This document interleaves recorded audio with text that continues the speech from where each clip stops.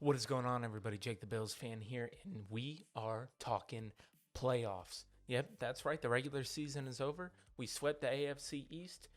We don't have to worry about the Dolphins in the playoffs, and the person that we do have to worry about is Frank Reich coming in with his team, the Indianapolis Colts, into Buffalo in January. That's crazy in itself to think about, is that finally a home playoff game. We're going to have 7,000 fans in the stands. I know it's a little bit less than that, but it's just easier to round up. This is going to be my official breakdown of the game, what I think we need to do to win the game, and what the Colts do well, and what the Bills are going to do to the Colts. I don't know what I'm going to name this video yet. It's going to have some kind of pun to do with horses because Colts, you know the whole deal. So let's just get right into it. Let's get to the Colts' strengths. They have a really, really good run game. I don't know if you knew this, but there is a running back on their team named Jonathan Taylor, and he is good. He is really good. He is probably one of the top backs in the league this year, and he will dice you up. That is one thing that we know as Bills fans, is that when there's usually a good running back, we will get diced up a little bit.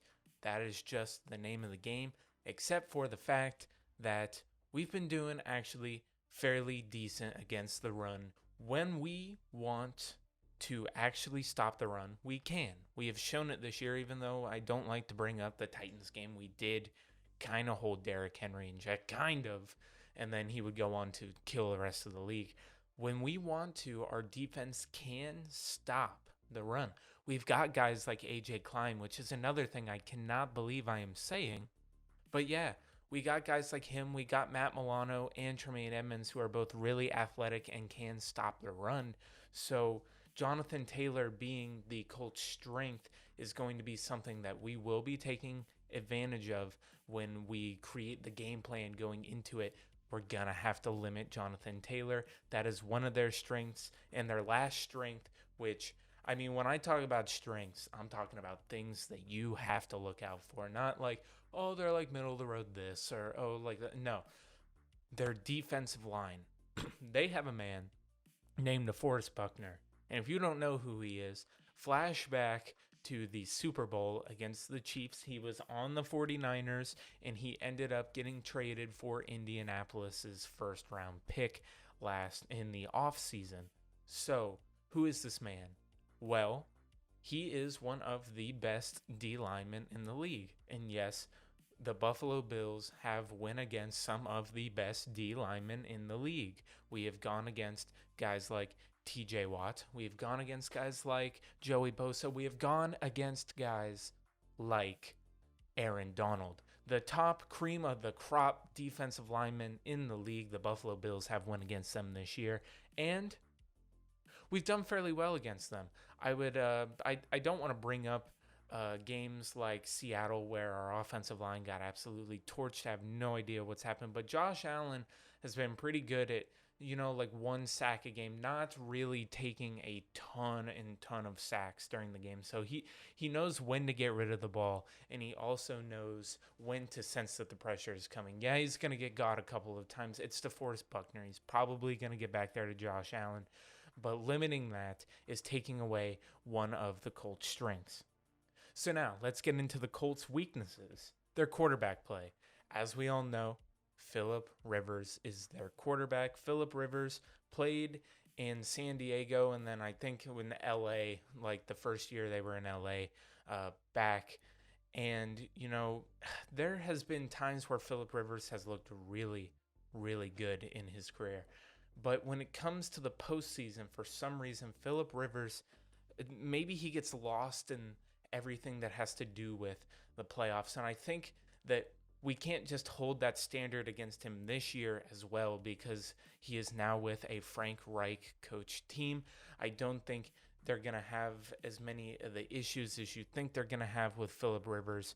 But that being said, Philip Rivers is not an amazing quarterback. I would take Josh Allen, and this is not just my homer take, but I would take Josh Allen in the playoffs, even after seeing what he did last year, over Phillip Rivers any day, because the body of work just shows itself. Phillip Rivers has much more in his body of work that says that he cannot just get it done in the playoffs. So, of course, I would take Josh Allen over that because he's only had one game in the playoffs.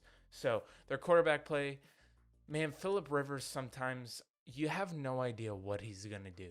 Like, he may throw an interception, or he might throw an amazing dime perfect bomb to one of his receivers. There's just something with his decision making where, sometimes it's really good, sometimes it's not, and he's going to make that boneheaded play, and that is something he has done throughout his whole career. So, when we talk about their quarterback play, why do we talk about that? Well, we're going to talk about that because if we can get Phillip Rivers to throw as much as possible, then that is going to be to our strength. They're too run reliant. Their offense, when Phillip Rivers is having a bad day, what do? They hand it off to Jonathan Taylor because, again, one of the best in the league when it comes to running backs at that position. So what do we need to do? Well, I'm going to tell you exactly what we need to do after we break down this last weakness that the Colts have. The last weakness that the Colts have is their secondary. Now, I'm not saying their secondary is bad. Actually, their secondary is pretty much like in the middle of the league. So middle of the pack, I guess you can say. And they give up the big plays sometimes. Sometimes they don't. They're really inconsistent in their play. But there's a reason that they are middle of the pack. They're not bad. We have played against some of the worst secondaries in the league, aka Seattle, and you see what happens there. But you also see what the Buffalo Bills do to these defenses that are labeled elite, and we'll get into that in a second. So let's get into the keys to a win for the Buffalo Bills. I'm just going to say this right off the bat. If you watched my videos before, you know I'm going to say this. Score early, score often. Because if you score early, you're going to make the other team have to beat you with their arm. They can't just run the ball and eat the clock up when they are down. So get Phillip Rivers, who is known for not being very great in these situations, and make him beat you with his old noodle arm. That is what you're going to have to do if you are the Buffalo Bills and Josh Allen in the offense. Score on this team. And I don't think that they're really going to have a problem with that because we have seen what they do against good defenses. Just look at it recently. Look what they did to the 49ers. Everybody going into that game was talking about the 49ers defense. Look what happened going into the Steelers game. Everybody was talking about the Steelers defense. They're one of the best in the league. You got to watch out for them.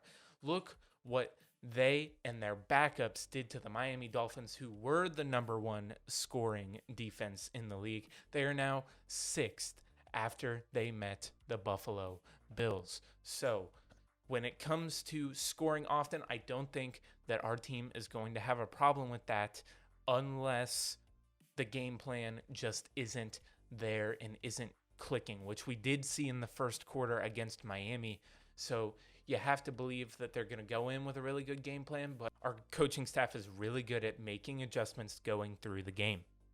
Now, the last key to win is just stop the run and watch DeForest Buckner. If Josh Allen knows where DeForest Buckner is the entire game, we're not going to have to worry about that defense. Our offensive line has actually done really, really good at holding up against some of the top defenses in the league. It's actually been something that the Buffalo Bills should be very proud of because they have been really, really good at keeping these really great defenses in check and not giving up all the sacks that most teams would. And stopping the run, that is imperative. I've talked about it before earlier in the video. Stop the run, make Phillip Rivers have to beat you with his arm, and most likely he will not be able to do that. So that pretty much breaks down the entire game of the wild card weekend between the Indianapolis Colts and the Buffalo Bills. What did you guys think? What are your predictions for the score down below? I'm not going to make a prediction because I do not want to put any bad juju on my team. hopefully they can go in there, handle business, move on to the divisional round where hopefully we are playing the Pittsburgh Steelers once again. So if you guys did enjoy this video, make sure to subscribe to Jake the Bills Fan. I have videos that come out weekly. In the off season, we are going to be having a show. I have a video coming out this week on Saturday or maybe Friday, talking about what that show is going to be and how it's going to fill time in the off season. So I believe that you guys will enjoy that.